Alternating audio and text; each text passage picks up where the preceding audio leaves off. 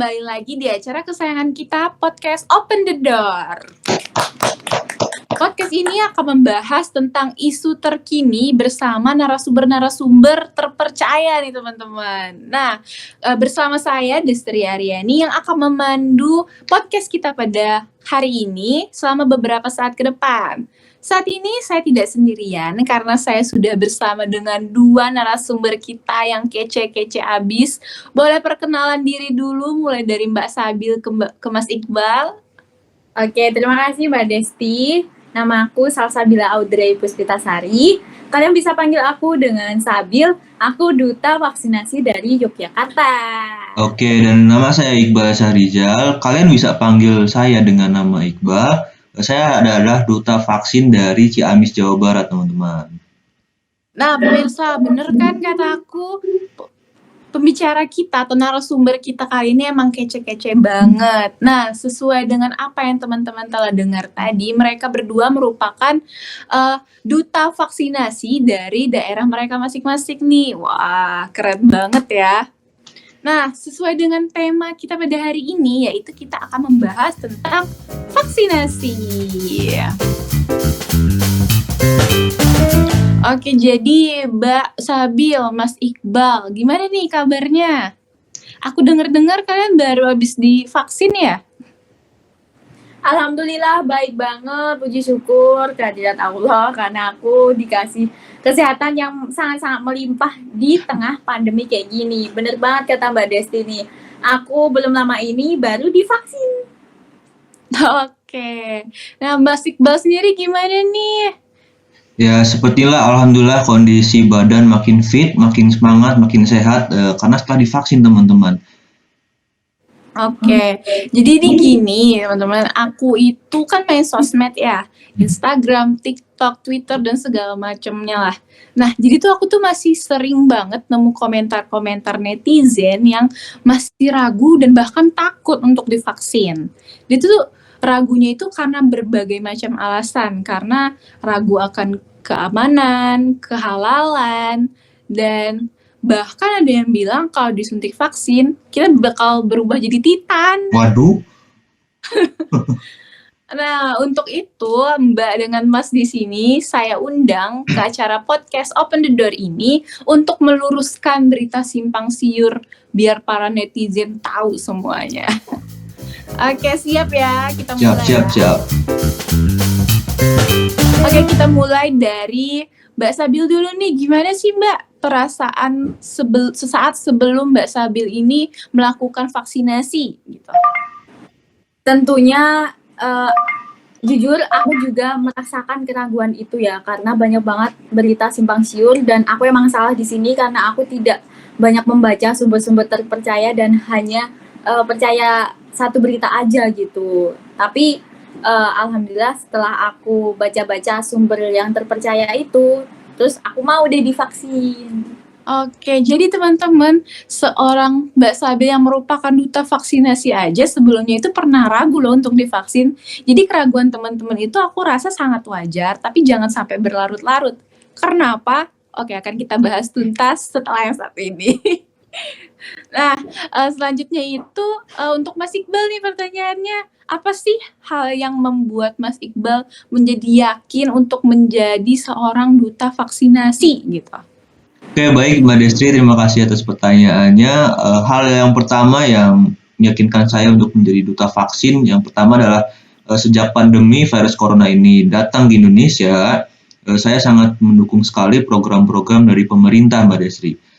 Salah satunya ya banyak sekali ya program-programnya dari mulai awal pandemi yaitu PSBB hingga sekarang vaksinasi dari dosis pertama sampai terakhir. Ya, saya sangat yakin dengan vaksinasi ini, karena dengan vaksinasi ini jika semua masyarakat bersatu untuk vaksinasi, insya Allah pandeminya cepat berlalu gitu Mbak Destri. Jadi saya di duta vaksin. Oke, berarti tujuannya bagus, keren banget ya teman-teman ya. Iya, betul. Nah, tapi ini kan untuk vaksin sendiri, balik ke banyaknya pertanyaan netizen tadi mengenai keamanan dan kehalalan vaksin ini. Nah, itu tuh gimana sih Mas Sabil? Apakah sudah aman dan halal?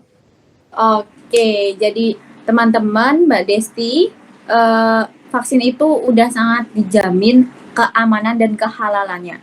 Kehalalannya sendiri sudah dijamin oleh Majelis Ulama Indonesia bahwa vaksin itu suci, aman, dan halal. Juga keamanannya ini juga sudah dipastikan oleh pemerintah Indonesia, terbukti bahwa Presiden Joko Widodo itu menjadi orang pertama yang divaksin di negara kita. Gitu. Nah, berarti nggak ada lagi dong alasan teman-teman buat takut, apalagi dengan alasan tidak aman dan tidak halal ya. Apalagi bagi teman-teman yang Muslim nih, sudah teruji secara MUI ya, sudah teruji kehalalannya. Jadi jangan takut lagi deh teman-teman, kayak sudah dipastikan banget aman dan halal vaksin itu tuh.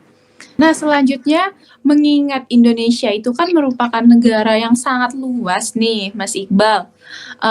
Untuk di daerah Mas Iqbal sendiri, pendistribusian vaksin itu gimana sih? Dan proses Mas Iqbal mendapatkan vaksin itu apakah mudah atau cenderung sulit? Kayak gitu. Oke, baik. Untuk distribusi vaksin tersendiri ya Mbak Desti, kalau di daerah saya di Ciamis itu sedikit agak susah ya Mbak Desti, karena mungkin yang pertama karena Indonesia ini sangat luas ya. Beda kalau kita kan di dari daerah, beda dengan yang di Jakarta atau di Bandung atau di kota-kota besar lainnya, proses distribusi vaksin itu sangat cepat. Nah, namun di daerah kita di Ciamis itu kurang cepat gitu loh. Nah, Mbak Desti, walaupun di daerah kita ini kurang cepat pendistribusian vaksinnya, tetapi antusias dari masyarakat tersendiri itu sangat antusias banget gitu loh. Karena ya itu peran kita sebagai duta vaksin ya untuk menyemangati masyarakat untuk cepat mengikuti proses vaksinasi gitu, Mbak Desti. Oke, karena ini juga program pemerintah ya, Betul dan salah satu sekali. indikator keberhasilannya itu ya masyarakat kita lagi dengan Ya, betul. antusiasnya dan segala macamnya. Oke, keren banget. Nah, tapi aku kan dengar-dengar nih yang di Indonesia, vaksin itu ada beberapa jenis. Nah, jenisnya apa aja sih dan perbedaannya apa aja sih, Mas Habil? Oh, jenisnya itu ada 3. Yang pertama itu ada jenis vaksinnya itu Sinovac. Nah, Sinovac ini penyuntikannya itu melalui 2 dosis, dan 2 dosis ini rentangnya 30 hari. Kemudian yang kedua, jenisnya itu ada AstraZeneca. Nah, AstraZeneca ini sama nih, 2 dosis juga, tapi rentangnya paling lama yaitu 3 bulan. Dan yang ketiga itu Moderna. Nah, Moderna ini dosisnya paling banyak yaitu 3 kali. Dan setiap dosis itu, setiap penyuntikan dosis itu rentangnya 28 hari, Mbak Desti. Oke, walaupun dengan rentang waktu yang berbeda-beda, tetap saja tujuannya untuk meningkatkan imun ya, Mbak Sabil. Betul banget. Aku juga dengar nih kalau di Indonesia, distribusi vaksin itu ada 3 jenis ya, Mbak Sabil. Apa aja sih dan apa sih bedanya dari ketiga jenis vaksin itu? Nah, 3 jenis vaksin itu yang ada di Indonesia itu adalah yang pertama nih, jenis Sinovac. Ini yang paling pertama ada di Indonesia. Itu penyuntikannya 2 dosis, dan setiap dosis itu rentang penyuntikannya itu 30 hari. Terus yang kedua itu ada jenis vaksin AstraZeneca, sama juga nih penyuntikannya 2 dosis, tapi rentangnya itu paling lama yaitu 3 bulan.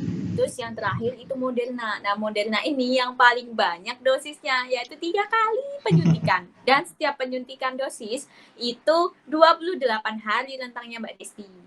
Oke, tapi walaupun rentang jaraknya itu beda-beda, tapi tetap fungsi dan utama tujuannya itu untuk meningkatkan imun ya, Mbak Sabil. Betul banget.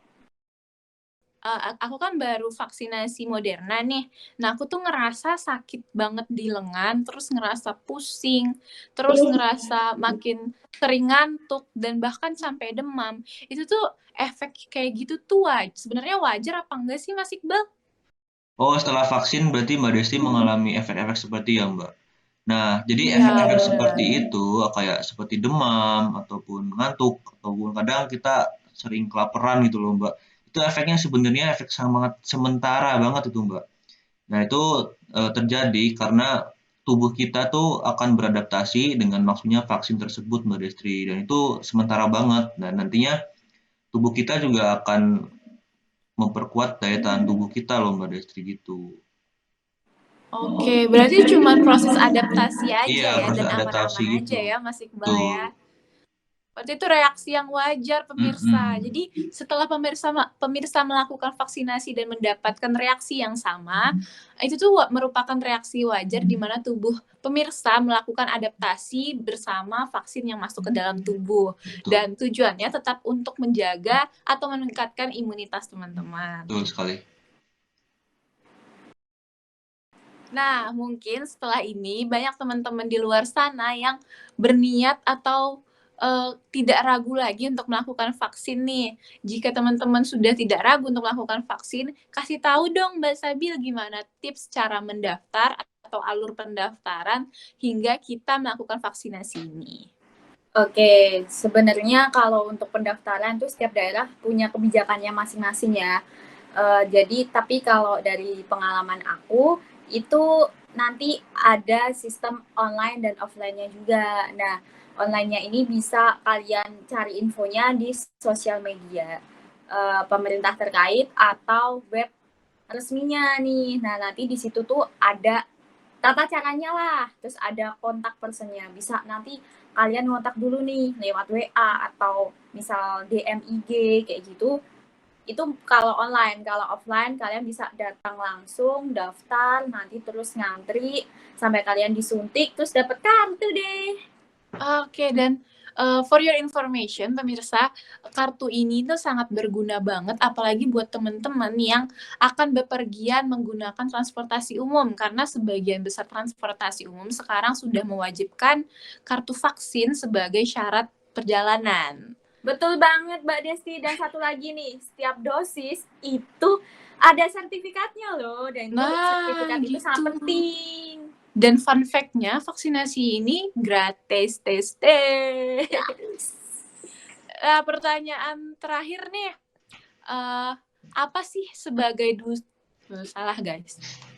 Nah, sebelum kita closing, terakhir nih, sebagai duta vaksinasi di daerah masing-masing, apa sih pesan-pesan yang pesan-pesan yang ingin kalian sampaikan ke halayak di luar sana, terlebih bagi orang-orang yang masih ragu untuk melakukan vaksin? Boleh dari Mas Iqbal dulu deh. Oke, untuk pesan-pesannya ya Mbak Desi, untuk masyarakat yang masih takut untuk ikutan vaksin, ayolah kita sama-sama mengikuti program pemerintah yaitu vaksinasi ini guna mempercepat meningkatnya kekebalan tubuh bersama gitu loh. Jika kalau kekebalan tubuh kita sehat semua, daya tahan tubuh kita kuat, insya Allah pandemi ini cepat kita lalui gitu loh. Dan semua masyarakat akan kembali hidup normal gitu loh. Jadi jangan takut, ayo kita vaksin karena vaksin sudah terbukti aman dan halal gitu teman-teman.